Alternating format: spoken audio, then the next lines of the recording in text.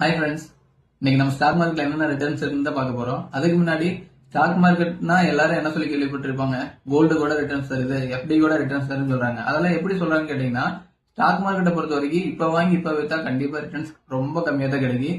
ஆனா இதே 20 வருஷம் 30 வருஷம் ஹோல்டு பண்றாங்க பாத்தீங்களா, அவையில எல்லாமே பாத்தீங்கன்னா எஃப்டிக்கு விட கோல்டு கூட பாத்தீங்கன்னா அதே ரிட்டர்ன் ஸ்டாக் மார்க்கெட்ல கெயின் பண்ணிருப்பாங்க. ஆனா ஸ்டாக் மார்க்கெட்ல பெரிய லாஸ் ஆகிறது யாருன்னு கேட்டீங்கன்னா, ட்ரேடிங் பண்றவங்க மட்டும் தான் பாத்தீங்கன்னா லாஸ் ஆகிறாங்களோ விட்டு இன்வெஸ்ட்மெண்ட் பண்றவங்க லாஸ் ஆகிறதே கிடையாது. இதை ஜீரோல இருக்கிறவங்க நல்லா புரிஞ்சுங்க. ஸ்டாக் மார்க்கெட்ல இன்வெஸ்ட்மெண்ட் பண்றவங்களுக்கு லாஸே கிடையாது. ஆனா ரொம்ப நாளைக்கு பாத்தீங்கன்னா ஹோல்டு பண்ணணும்.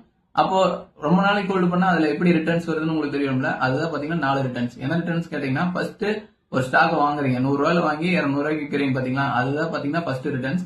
ரெண்டாவது ரிட்டர்ன்ஸ் என்னன்னு கேட்டீங்கன்னா, நிறைய கம்பெனி பாத்தீங்கன்னா டிவிடெண்ட் தருவாங்க, டிவிடெண்ட் ரிட்டர்ன் சொல்லுவாங்க. அதுல நல்ல கம்பெனி செலக்ட் பண்ணி நீங்க இன்வெஸ்ட் பண்ணீங்கன்னா வருஷத்துக்கு 2 டைம் 3 டைம் டிவிடெண்ட் தர கம்பெனியும் இருக்கு. இது பாத்தீங்கன்னா ரெண்டாவது ரிட்டர்ன்ஸ்.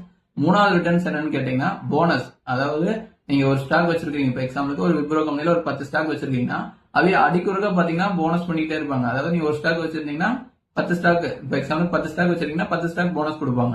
நாலாவது என்னன்னு கேட்டீங்கன்னா ஸ்பிளிட் பண்ணுவாங்க. ஸ்பிளிட் பண்றதுன்னு கேட்டீங்கன்னா, நீங்க எக்ஸாம்பிளுக்கு ஒரு 5 ஸ்டாக் வச்சிருக்கீங்க. இப்போ ரீசெண்டா பாத்தீங்கன்னா அசோக் லைலாண்ட் ஸ்பிளிட் பண்ணாங்க. அந்த ஸ்டாக்கோட பிரைஸ் பாத்தீங்கன்னா ஒரு 200 ரூபாயில இருந்துச்சு.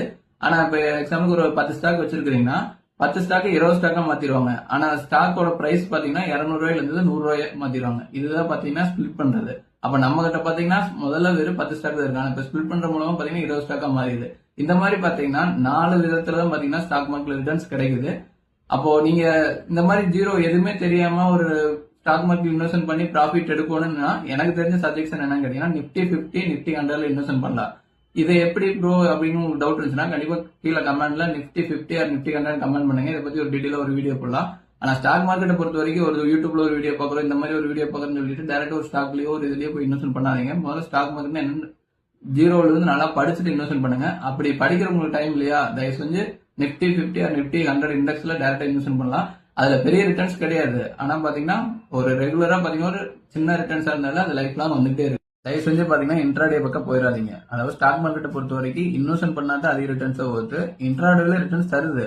ஆனா 10 நாள் தரு, ஒரே நாள்ல பாத்தீங்கன்னா மொத்த லாபத்தை எடுத்துட்டு போயிரு. ஹிஸ்டரியில பாக்குறப்ப முதல்ல சொன்ன மாதிரி தான் ஸ்டாக் மார்க்கெட்ல இன்வெஸ்ட் பண்றதுதான் பெரிய ரிட்டர்ன்ஸ் எடுக்கிறாங்க. இன்ட்ராடே பண்றது பெரிய ரிட்டர்ன்ஸ் பாக்குறது கிடையாது. ஓகே ஃப்ரெண்ட்ஸ், பாய், நாளைக்கு பார்க்கலாம்.